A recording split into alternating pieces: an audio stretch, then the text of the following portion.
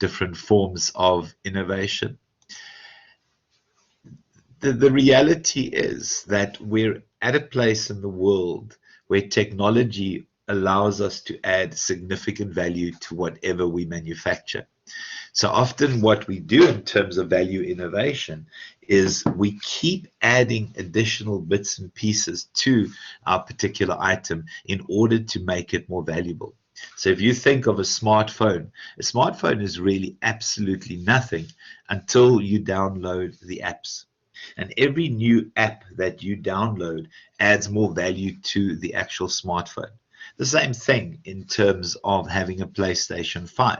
That PlayStation 5 is completely worthless. But every time you load a new game, every time you add something onto a game, it allows the actual item that you initially bought to become more valuable. So the focus is always about something new and something different. And we see it in the auto industry where we are constantly adding features to vehicles. Vehicles have become imminently a lot safer than they were 30 years ago. They've become bulletproof. Nothing that leaves the production line nowadays isn't absolutely perfect by the time it gets to the customer. So it's always adding features. It's always adding something different. To me, the surprise of the year has been the Haval buckies, what they've put into those buckies, the finishes, the extra technologies are absolutely astonishing. The same with GWM, and it's about new and different. So if you think of the previous version of the GWM or the Haval, it's unrecognizable to this that looks, in terms of its stance, like an expensive vehicle. It has a lot of additional features, and it is proper value for money. Whether I can buy a Haval, I'm not sure. I stood in the car park the other day, and a Jolian drove past the Haval Jolian, and I took a second look at it because it looked like a Volvo. And it turns out that this thing, with all the bling that you can imagine, is less than 300,000. It looks absolutely magnificent as an SUV, and it's because of the Chinese ability to create something new, to add something different, to make their items more attractive. So the focus here is not on your competitors. It is on your resources. It's on your technology. It's on your innovation, and it's on the kind of R&D things that you have available. So we don't care about matching competitors. Competitors, when you do value innovation, become irrelevant, to the point that we throw so much at customers that our competitors are going, what has happened there? Anyone who has seen the new Haval Jolian and didn't do a second take on it is not a car lover. Now, I don't know if anyone knows what the Jolian looks like, and I'm pretty sure you could, this Joleon, you can have a quick search while I talk, but it is an impressive vehicle. It looks impressive. I understand it drives impressive. I understand the engine's a little bit under power, but it really is astonishing, the features. You're 100% right, Pates. So here is a company that says we don't care about our competitors. In fact, we are so advanced that we don't really have competitors, because anything equivalent to what we offer is at least 100,000 or 33% more expensive. So it's quite a clever way of thinking about modern ways of competing. The third one is this idea of the so-called blue ocean markets. And these blue ocean markets are those where you arrive first and no one else is playing in those waters. Now, I understand that there are lots of SUVs around, but in terms of what the Jolian offers, it does enter a red ocean market, but I think it's created blue space for itself simply because it is so much cheaper than any equivalent German or Japanese vehicle. And I love this. It destroys, makes competition irrelevant because of the quantum leaps. Do yourself a favor and search GWM Bucky, the previous version to this version that is out right now. They don't look like the same species. They don't look like they come out of the same parent company. It looks like the one was adopted and the other one was the the original child. These are uncomparable vehicles, and it's because of those quantum leaps in value.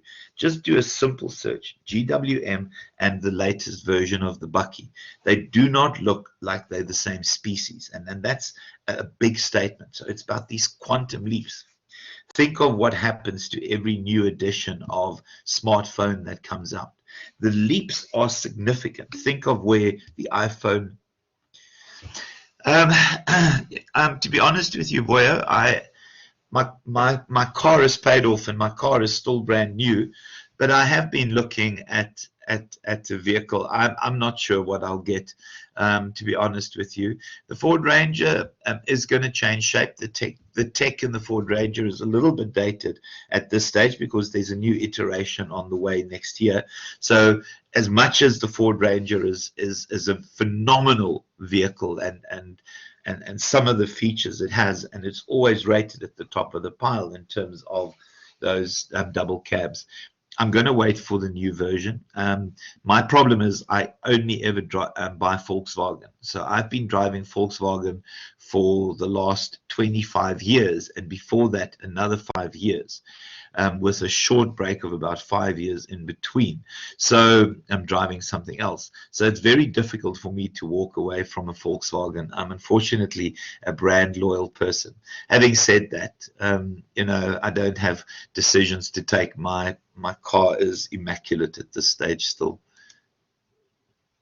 Guys, so in terms of the dimensions that we look at in terms of what successful value innovators do, the first one, it's industry assumptions.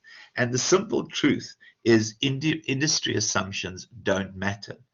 Industry assumptions limit you in terms of what you create. Because remember what assumptions do. They frame your thinking, and that thinking then is limited because you're working in a current industry.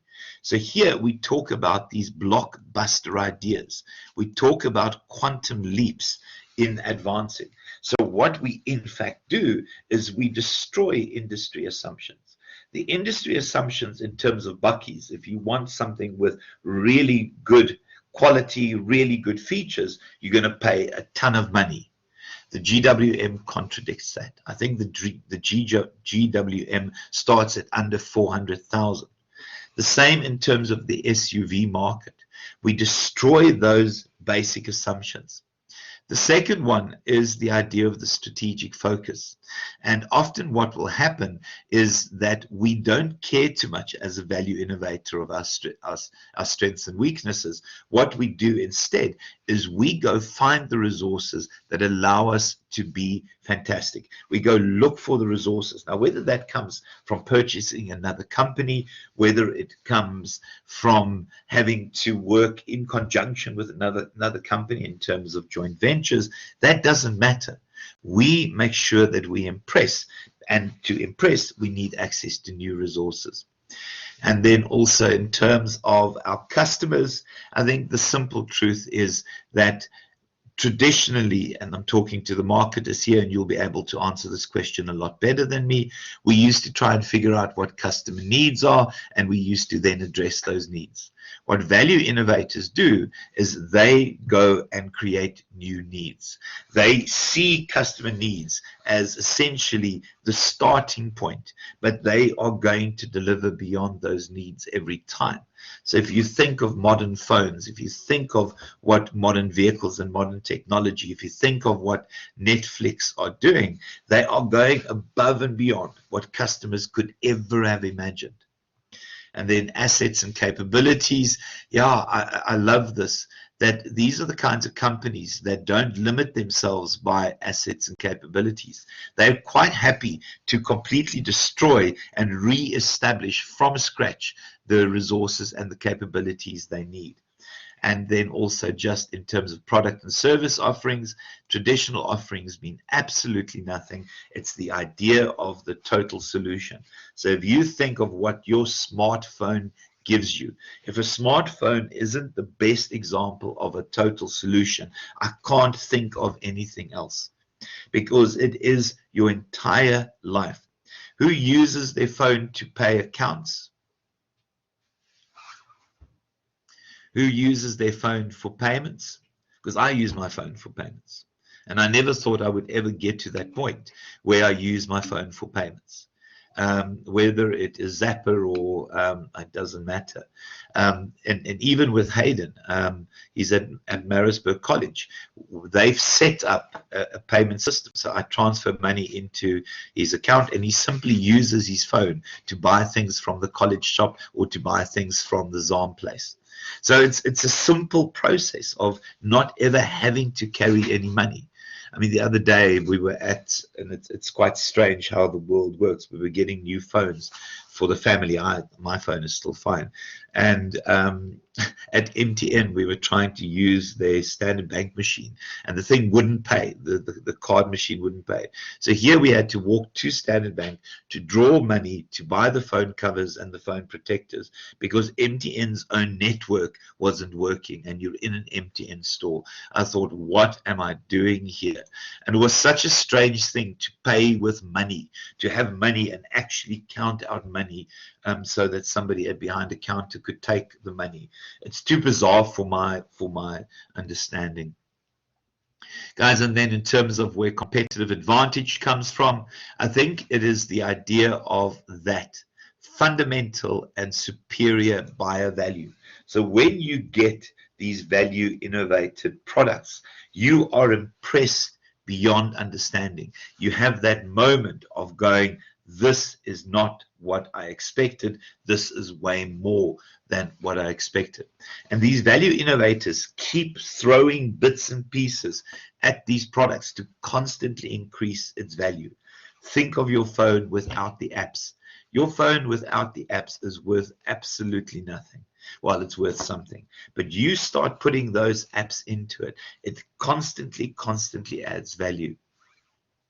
And then when you think you're able to integrate your phone with your laptop through cloud technology, it's always about additional value.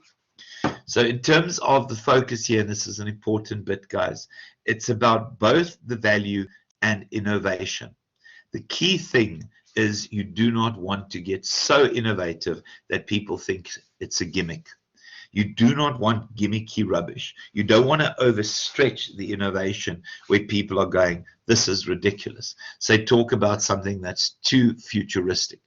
And it's real, because we as customers, although we're impressed by whatever they give us, we're still discerning. We still know when something is just silly, and that step beyond what is valuable and becomes silly and what becomes a gimmick is very risky, because then you destroy your own reputation. You destroy your own sense that, listen, I actually know what I'm doing. And then also value incremental improvements. If you just look at that, so it's that continuous improvement. The simple truth is it's a combination of the two.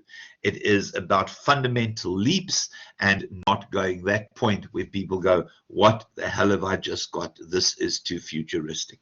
I'll keep thinking about the Chinese woman that was eating the bat soup. That's value innovation gone wrong. Guys, in terms of value innovation, competitive advantage, I think the reality is 3 areas where we can innovate. The first one, the product platform, so the physical product. So if you think of your smart device, the physical product is absolutely insane. The speed of the processor, the quality of the camera, the quality of the screen, the feel of the phone in your hand. Then your support services. So here we impress in terms of installation, maintenance, customer service, and then how we deliver. And that's where the online platform has become so important. Everyone now is moving online, and it's part of that 3-dimensional process that you want to impress in terms of each of those areas: your product, your services, and your delivery. Now, the reason we had to go to an MTN store to get new phones for the family is that I had organized these to be delivered online. 2 different orders had to be cancelled. Not a single item arrived online once. And the reality is MTN messed up. So the phones we got are very impressive, but in terms of MTN, that is completely useless. So it is a combination of those 3 that truly impress. MTN are a bunch of idiots when it comes to that. This is not even their own phone. This is somebody else's phone that they're giving you. So they don't get it right. I don't know if anyone is with MTN. I've been with MTN now over, 30 odd years, if not more. And the simple truth is they're getting it wrong.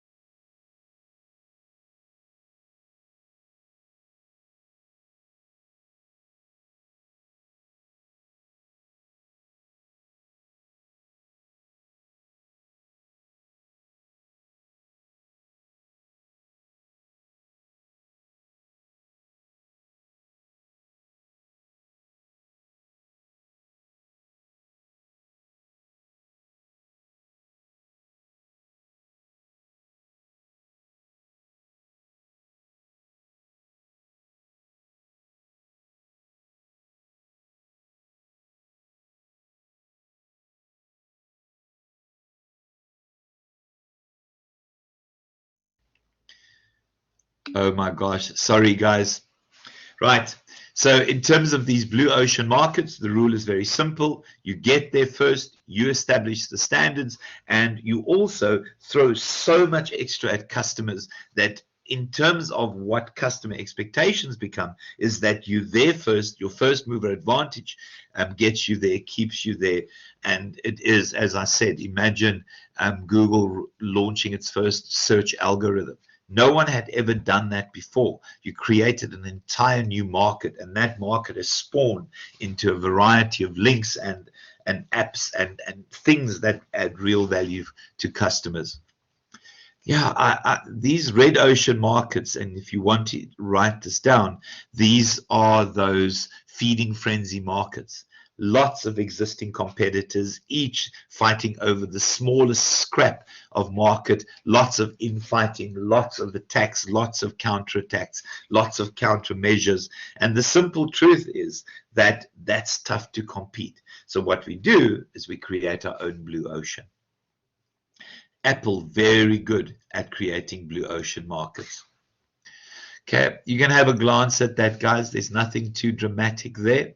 Yeah, I've put in, I think, every single bit of the pages that I normally prescribe for you to take photos of are in these slides. Okay. So if we look at the idea of what model the business model of innovation gives you, I think the simple truth is that what a business model does, it gives us a blueprint of how to compete. If you compete on the basis of innovation, it gives you those sets of guidelines that allow you to create, deliver, and capture value. So it's about constantly through your actions and through the way we essentially operate, impressing your customers. In terms of the business model and the answers, we need to know who the customer is. We need to know what the customer values, and we need to know our own business. But the key thing for me is that when we deliver value to those customers, we consider the cost, but the focus all the time is to go to the above and beyond. It is to find new resources if necessary. It is to impress customers no end. It is to essentially understand the customer in order to confuse the customer, because what we're doing is we're offering so much more than what that customer could have ever expected. Okay.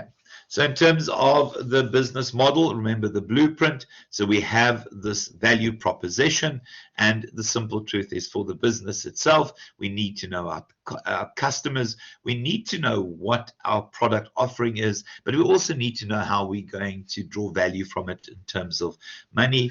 And to put it all together, your value chain is important. Remember those long-term strategic relationships with your suppliers. Your cost model, it's about efficiency. It's about doing more with less, even to the point that we might offshore our manufacturing. And it's about pulling all those elements together so that we have synergy and that we have maximum efficiency. Now, one of the challenges in terms of innovation models is that it doesn't fit into a traditional structure.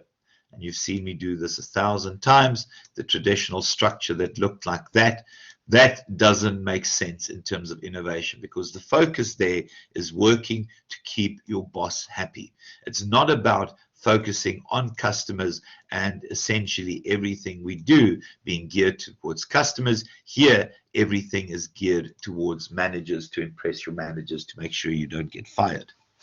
So in terms of the specifics, the first one is that there'll always be resistance to experiments, because what tends to happen is if you work to satisfy your boss, you don't want to rock the boat. You don't want to step outside the boundaries that are provided by your very narrow job description. The second one is that we are going to get new customers. We are going to find new ways of delivering. This doesn't work. So you've got to start working back from the customer. And then lastly, in terms of this model here, all resources are channeled towards keeping managers satisfied. Here, everything is channeled towards keeping your customer satisfied and impressed. In terms of the business model change, the first one, essentially, there are numbers of customers that are locked out of the market because currently people, in terms of business at least, their solutions are too complicated or too costly.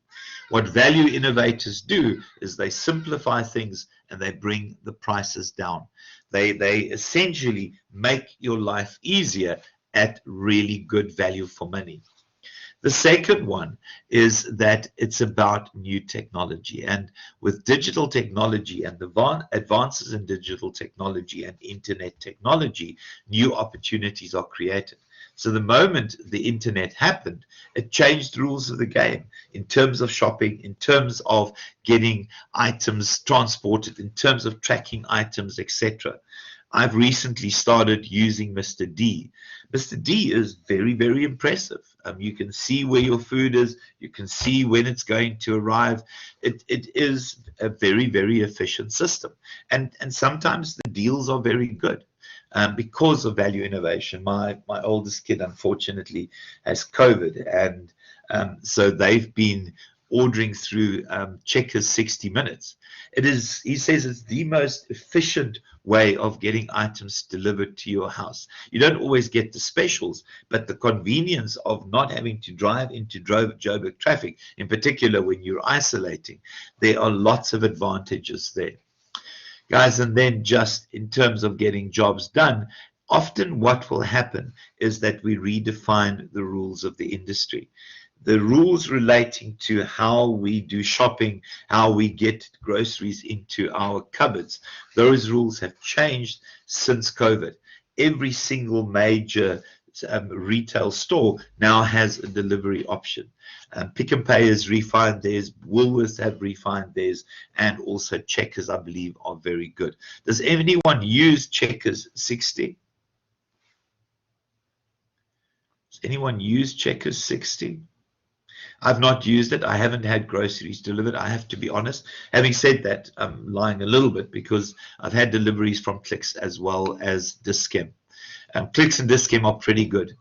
Okay. Yes, and if you think of the old days when you didn't have a car, you could not go shopping. It was a pain because you had to catch a taxi. Now you have somebody deliver it to your house. Changes the rules of the game completely. Guys, and then also in terms of what the other changes, we have to be careful against low-end disruptors. Now, a low-end disruptor is a new entry into a particular industry. These are people who essentially are playing with technology, and all of a sudden the technology will explode. Think of what Apple was to IBM. IBM thought Apple was a joke until Apple sold more standalone computers than IBM. And then also it changes the rules in terms of competition. The rule in terms of competition now, when you're a retail store, it's not about specials. It's not about people through the door. It's about the full package, including delivering items to people's homes. Right, we did part of this in first semester, and you should remember this. Bottom of the pyramid. We've spoken about how, in terms of the bottom of the pyramid, the current thinking is that there are vast numbers of people who live near or below the breadline. So we deal with immense numbers of poor people who essentially struggle to survive on a day-to-day basis. Please note this, guys, that 4 billion people live on less than that per day. 4 million people live on less than that per day. Let that sink in. The data that you're using here, if you're paying for data, is going to cost more than people have to live an entire day. Think of that for a moment, how incredibly scary it is. We've now started our social payment scheme. We give people that much a month to survive on, a family. 350 Rand a month. What can you do with 350? Any shop, when you go to a store, is more than 350. So the focus in terms of this is that because of poverty, this is an untapped, unserviced market. And the truth is that it's not about exploitation. And we spoke about this extensively in first semester. It really is about making opportunities available for people to break poverty cycles. So part of dealing with the bottom of the pyramid, and I'm going to use a simple tablet as an example. The moment you have a tablet with connectivity, you have opportunities for learning, you have opportunities for applying for jobs, you have opportunities to understand and explore the world, you have opportunities to do price comparisons in terms of shopping. There are immense numbers of opportunities available. So the truth is, the focus here is about empowering. It's about making a difference in people's lives so that they can break the poverty cycle. And it is a massive, massive group of people. That worries me immensely. That worries me immensely. Guys, in terms of how to compete at this level, first of all, you need to be aware of the kinds of products and services. And the kinds of products and services we make available are those that break poverty cycles. The second one is, how do we allow people access to these? Because they often in rural areas where transport isn't available. How do we get these delivered? Now we know, for example, that drone deliveries are becoming a real thing across Africa, in particular with medicines, drone deliveries and medicines. It has to be affordable, and it's not about exploitation. So what you want to do is economies of scale. Sell a hell of a lot of these items at a low price, because that's how you're going to make your money. And then lastly, it has to be consistent. It's not about a once-off and disappear. It is about constantly replenishing whatever people need. Okay. Guys, so in terms of the bottom of the pyramid process, the first one is to understand people's lives, their work styles, the way they make money, the kinds of struggles they go through. It is to then understand them as customers. What can we do to these individuals in terms of our products and services to make them break the poverty cycle? And then it's the idea of where we're going to compete. How are we going to contribute to their lives? And then creating a system that will keep getting items there. And it is about continuous innovation, because what you want to do is constantly force the prices of the items down. Right, in terms of your business models, so first of all, yeah, you don't need all the capital intensity and the ideas that you can set up in developing nations where labor is cheaper, where controls are less stringent. And then also we require specialism. So we want to make sure that we know our business, that we focus on what we're very good at.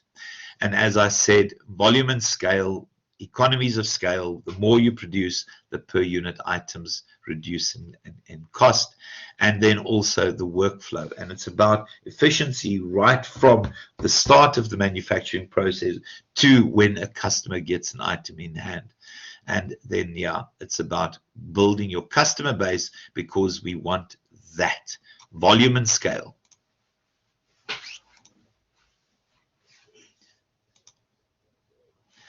Right, this is an interesting one, very, very new model, very new theory. I talk about, and I love the term, the fuzzy front end of innovation. Often when we have real innovation, we don't know what essentially the ultimate outcome will be. Think of Tesla and the electric vehicle. They could never imagine what the ultimate purpose and the ultimate what the ultimate benefit of their vehicles will be. So what we deal with all the time is that there is a lot of uncertainty, and that uncertainty comes from the fact that we are the first to arrive in an industry.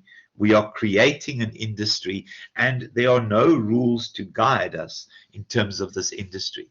So when Google wrote their first search algorithm, they entered an industry, created an industry where there were no best practices, there were no guidelines, and they were inventing these guidelines and best practices as they essentially improved and innovated their initial model. So Google is a wonderful example of a company that were pathfinders. They were finding the path, they were creating the path, they were creating best practices while they are doing. So it's incredibly uncertain, because you never know what the end will look like. In terms of the fuzzy front end, so the first one is to work on a project basis, because some projects might not succeed. And then also have your time dimensions. You can't keep throwing money at something that never ends. And then know your people and the skills and the competencies that you need. Guys, have a look at that. You can glance at it when I'm finished a little bit later. But it really is the idea of where and how will this thing unfold as a new innovation. And often people don't know where the innovation will go.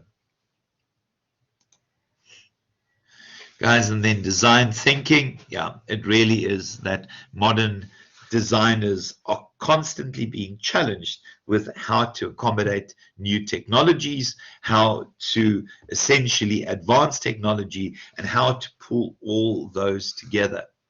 Now, in terms of sort of design thinking, it is the actual design of the ultimate product or service that you will get. So whether that is software and the interface that people would use, whether it is a new vehicle, whether it's a new phone, there is a lot of design thought that has to go into it, because the technology changes and the technology allows you to put in more, and sometimes you get the design wrong and you have the Samsung that kept exploding. I can't remember offhand which one that was, the Note 7. So it's this idea of abductive reasoning.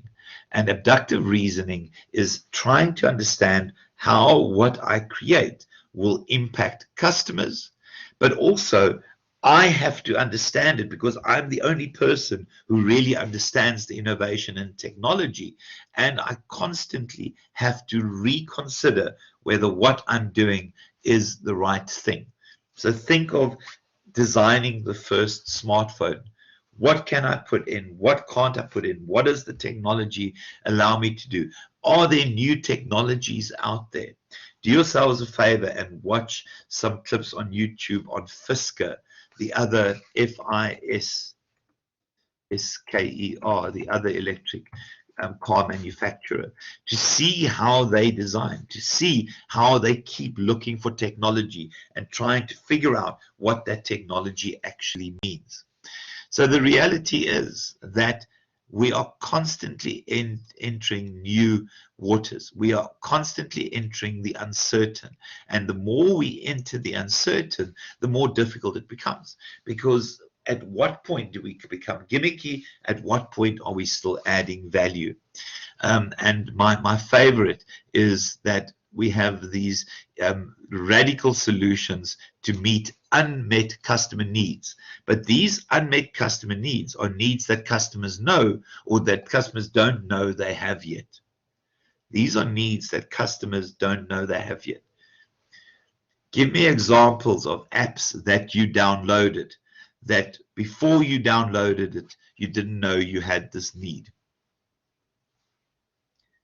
Apps that you downloaded, but prior to downloading this, you didn't know you had this need. I can tell you now, everyone has an app like that. One that we download and all of a sudden you thought, oh, where's this been my entire life? Mr. D, definitely, boy, where has this been my entire life? Guys, in terms of your design thinking, obviously inspiration,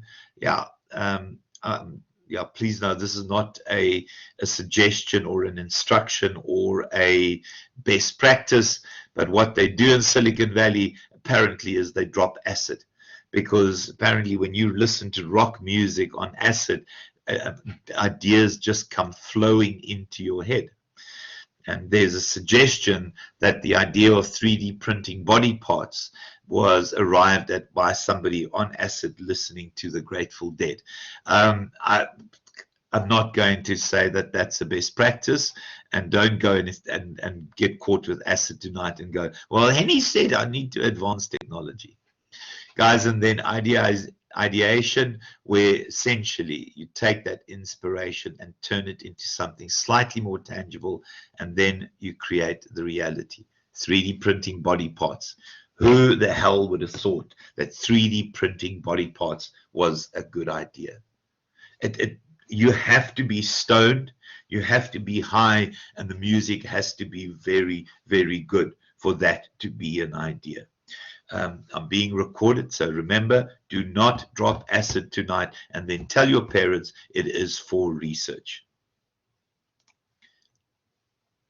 Guys, in terms of key principles, the first one, multidisciplinary collaboration. So marketers work with engineers, engineers work with scientists. It is a concoction of brains that work together. And then it's about those new ideas and possibilities to push and see what the potential future is out there. And then, I love this, that often constraints and act as a source of creativity, because constraints limit our thinking. And what you need to do is go beyond those limits.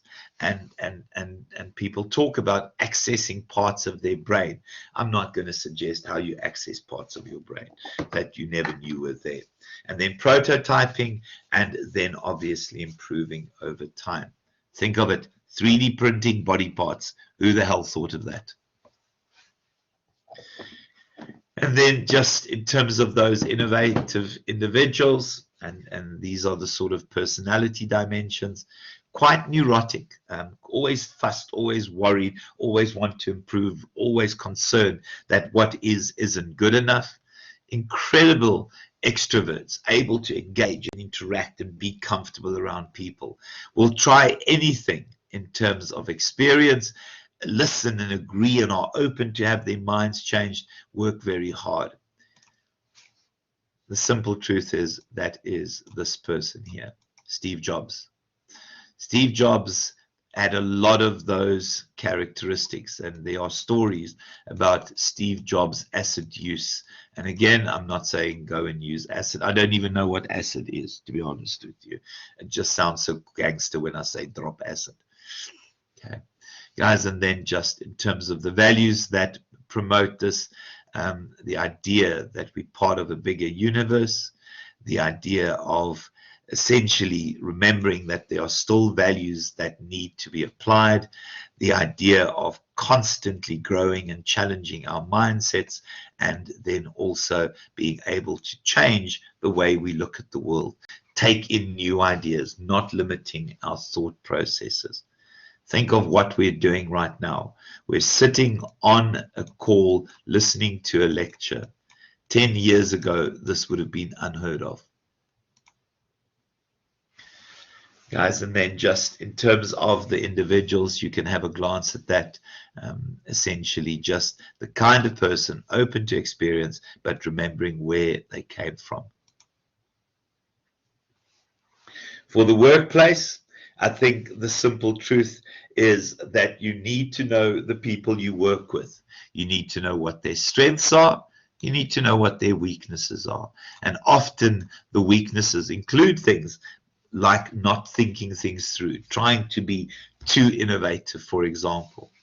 Education, yeah, I don't like the word education. Learning can improve innovativeness. But having said that, when you go to university, there are lots of examples that spark at university and ideas.